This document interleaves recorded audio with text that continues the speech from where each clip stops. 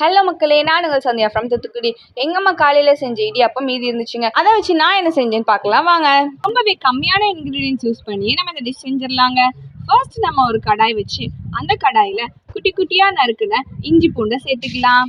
இஞ்சி பூண்டு கொஞ்சம் நல்லா பச்சை வாசனை போகிற வரைக்கும் வதக்கிக்கலாங்க. அதுக்கப்புறம் அதில் நம்ம நீல வாக்கில் கட் பண்ணி வச்சுருக்கிற வெங்காயத்தை சேர்த்துக்கலாம். காரத்துக்காக இதில் நம்ம 2 காஞ்ச மிளகாவை பிச்சு போட்டுக்கலாம். வெங்காயம் நல்லா வதங்கினதுமே அதில் நம்ம முட்டையை சேர்த்துக்கலாம். முட்டை ஆப்ஷனல் தாங்க, உங்களுக்கு வேணும்னா சேர்த்துக்கோங்க, இல்லைன்னா வேண்டாம். முட்டையை போட்டு நல்லா கிண்டினதும் அதுக்கப்புறம் கொஞ்சமாக தேவையான அளவுக்கு உப்பு சேர்த்துட்டு நல்லா கிண்டிக்கலாம். இப்போ இதில் நம்ம நீல வாக்கில் கட் பண்ணி வச்சுருக்க குடமிளகாவை சேர்த்துக்கலாம்.